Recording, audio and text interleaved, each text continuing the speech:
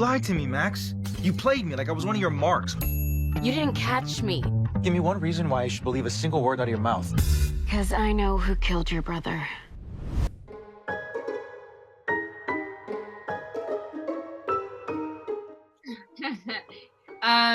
She's a lot like me, but not when it comes to pop culture references. I feel like I know a lot, but like she's next level. She's like seen all the movies. She knows the quotes. Like I'm not good at quoting movies. I might have seen a movie, but I can't like quote word for word. She's, yeah.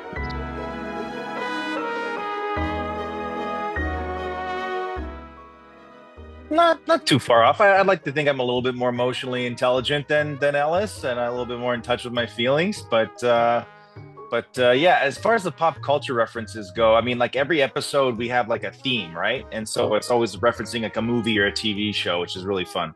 And so those ones I always get right away because I'm a huge movie and TV fan. But her pop culture reference things, I'm always every episode having to look up what the hell is that? Let me Google that. Who is she talking about? Because like I as an actor want to know what she's talking about in the scene. And I almost never know what the hell she's talking about.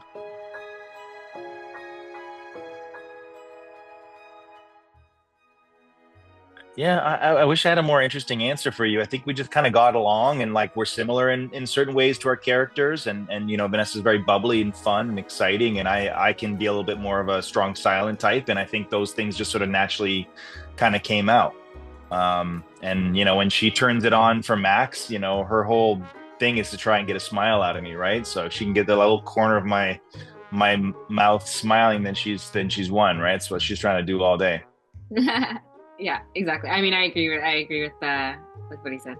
Do they let you kind of like riff in those moments, Vanessa? Do they just let the cameras run and see if you can sort of get him as Max to break?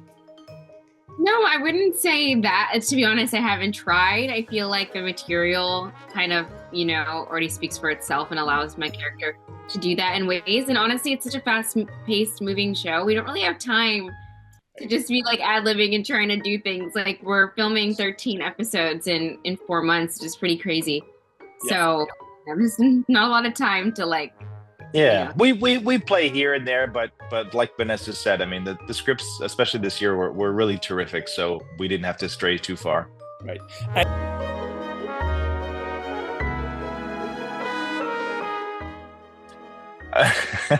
If I get going, I feel like I'm probably the worst. Like I'm really hard to reel back in. Like I won't be the first to break, but once I do, it's a long journey back to seriousness again. And then there's certain days, it's very rare because the show is really just Vanessa and I, you know what I mean? Every day, top to tail, Vanessa and I. But every once in a while, there's just scenes where we'll have like our entire cast. So we'll have our, Chief Lee, and we'll have Detective Yates, and we'll have all the detectives and the cops all in a boardroom. And when all those personalities are together, sometimes, we're all comedians. We all like to make people laugh. It's like, those are the times where I feel like we really get the giggles. And it's like late night shooting. And there's like 8 of us in a room and we're all trying to make each other laugh. I feel like when the giggles come out. Yeah, for sure. It's hard to hold. I feel like I'm really prone to breaking, but like on Riverdale, like back when I was on Riverdale, that was next level hard because we would crack so much and none of us would be like, okay guys, let's try and get, like, everybody would just go. Like I'm talking hours, and people would, like, honestly, I don't know how they had patience for us. There were so many laugh attacks every day on that show that was kind of like unprofessional in a way. We would just break all the time. But we were young, so right. That was a fun time. But yeah, this show I find like it's late at night when we're in group settings. That's when we're prone to like cracking, and you just got to think bad thoughts to like try. And sometimes I have to stop myself by thinking of something sad. So I'm like, come on, Vanessa. I start sweating, like, don't crack this time. Like, please don't crack,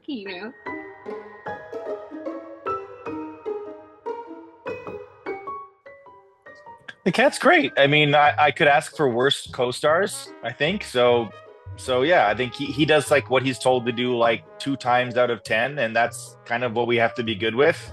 You know what I mean? I always say it's a test for being more versatile as an actor, because you kind of have to go with what he's doing. You can't just be like, well, cut. He didn't hit his mark. You know what I mean?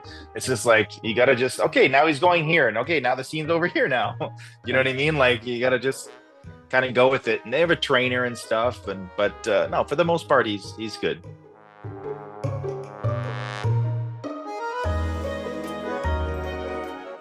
Well, I think that's the sort of secret recipe to a lot of, you mentioned moonlighting and other shows. It's like that's kind of the secret sauce, right? It's like the tension is all built from the wanting of these two people to be together. So a lot of that can kind of break when they do get together. Then you go, well, why am I here? Now they're all happily ever after. Like, well, what's there, to watch anymore, right? So I think the strategy and the recipe in these shows is to try to prolong that as much as possible, with still giving the audience satisfying moments along the way where there is moments of connection, but then always finding a way to kind of break them back apart and add obstacles in their way of their relationship.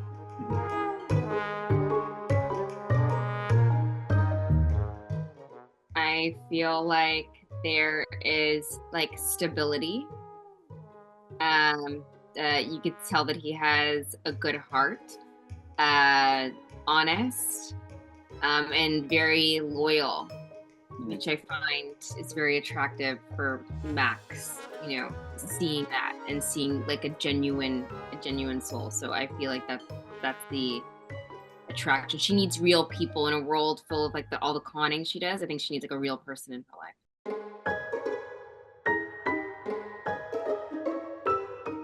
I think I think Ellis has lived a very normal working class life, and I think Max hasn't. Max has lived many lives within her life and is an exciting worldly person. So I think what she brings is just this complete person from another realm. Like, he doesn't know anything about the world, or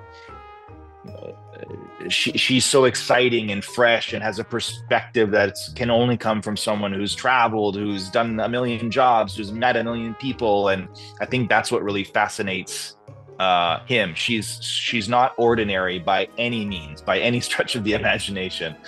And I also think she's really confident with herself. And I think that's something that he needs to see, right? She's 100% herself. And I don't think Ellis is. So I think seeing that modeled for himself helps him to kind of own who he is.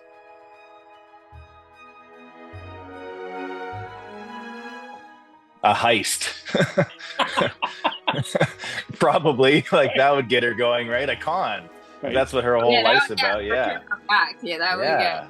First date, we rob a bank or something. Right. So what would Max think Ellis would want as a perfect first date? Oh, what Max think Ellis would want? I think Max would think Ellis would want something more like on his boat with like candles, and like if he was actually being like, I'm doing a date with you, like Ricky, no, what is it? Egg rolls, Ronnie's egg rolls, and on the boat. I think that's what she would think that he would want. I would say Max's love language would be maybe words of affirmation. Like, I feel like she's desperately trying to get from Ellis that like, Max, you're right. Thank you. I feel like that is like, oh, like, like words of like, wow, like you see me, like, she's constantly seeking that, I feel. Maybe like quality time. I think he's had a lot of people like leave his life and abandon him, and just having someone who's just there, spending quality time with him, being like, I'm not going to take off on you. I'm going to be right here. I think that's of huge value to Ellis.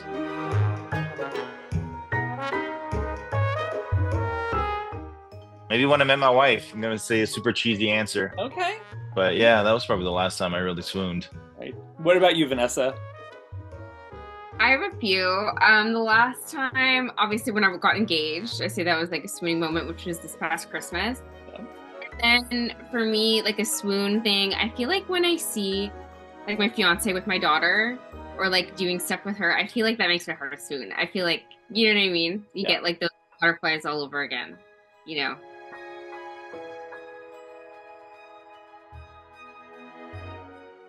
I mean, I have to say yes otherwise, what are we doing here, right? Come on.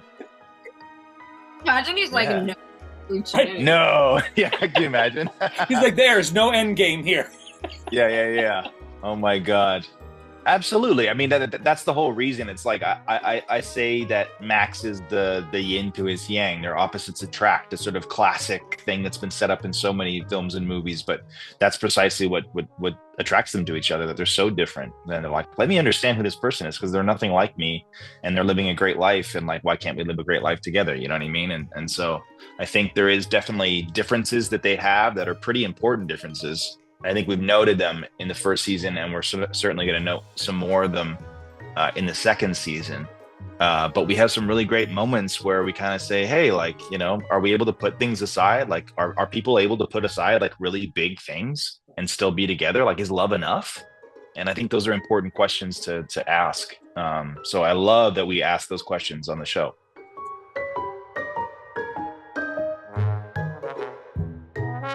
There's sort of like a hostage situation episode, episode 7, I believe.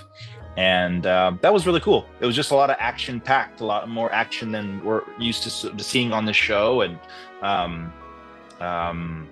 yeah, there's a lot of cool like actiony bits, both with Max and with I in that show that were really exciting and kind of wild. So it's a very, very high stakes episode.